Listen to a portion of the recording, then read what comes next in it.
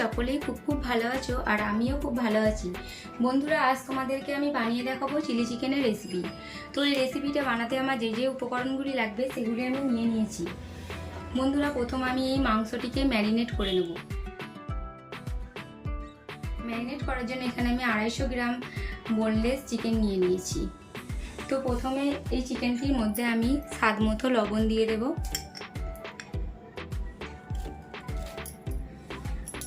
তারপর এখানে আমি কাশ্মীরি রেড চিলি পাউডার দিয়ে দেব। তারপর আমি এর মধ্যে 1 চা চামচ আদা রসুন পেস্ট দিয়ে দেব। এই সবকটা উপকরণকে আমি একটু ভালোভাবে মাখিয়ে নেব। তারপর আমি এর মধ্যে দিয়ে দেব কর্নফ্লাওয়ার। তারপর আমি দিয়ে দেব ময়দা।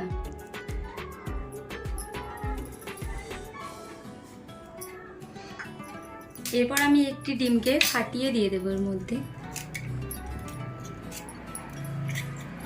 এরপর এর মধ্যে আমি একটু অল্প ভিনিগার দিয়ে দেব আর সামান্য পরিমাণ সাদা তেল দিয়ে দেব। সবগুলো উপকরণকে আমি খুব ভালোভাবে ম্যারিনেট করে নেব।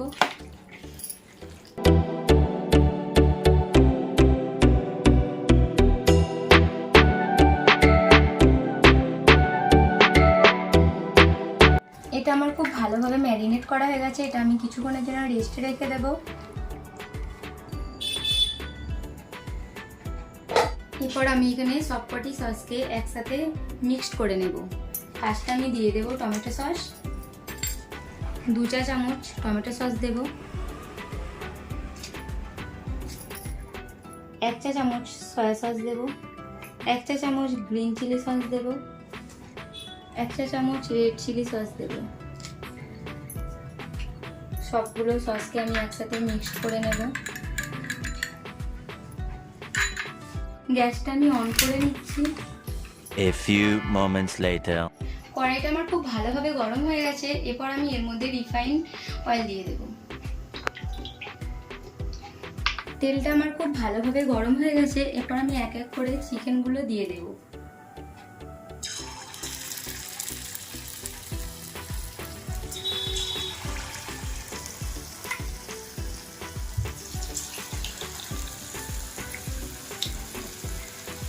আমার এক পিঠ খুব ভালোভাবে ভাজা হয়ে গেছে। এরপর আমি সব চিকেনগুলোকে এক এক করে উল্টে নেব।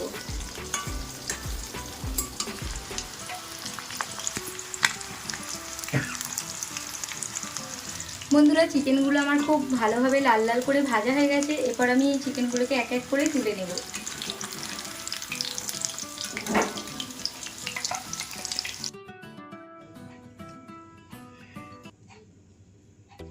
এরপর আমি তেলটাকে কমিয়ে নেব, যে বাকি প্রিপারেশনটা এরপর আমি এর মধ্যেই করব।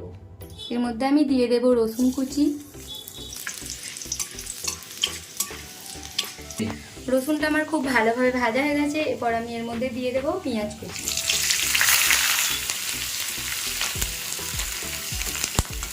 এরপর আমি এর মধ্যে দিয়ে দেব ক্যাপসিকাম।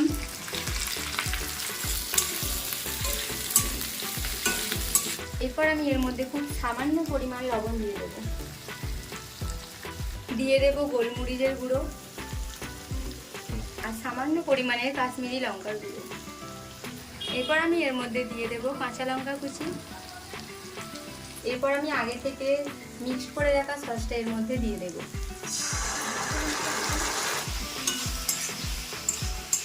সসের বাটিটাতেই জল নিয়ে আমি এর মধ্যে দিয়ে দেব। এরপর আমি এর মধ্যে দিয়ে দেব একটু ভিনিগার, দিয়ে দেবো সামান্য পরিমাণের চিনি। এরপর আমি এটা কিছুক্ষণের জন্য ঢাকা দিয়ে দেবো সিদ্ধ হওয়ার জন্য। এরপর আমি এর মধ্যে ভেজে রাখা চিকেনগুলিকে দিয়ে দেব।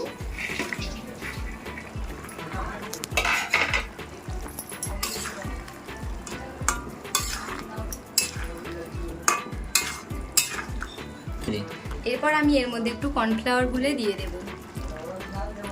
এটাকে আমি খুব ভালোভাবে নেড়ে এরপর ঢাকা দিয়ে দেব। বন্ধুরা, চিলি চিকেনটা আমার পুরোপুরিভাবে রান্না করা হয়ে গেছে।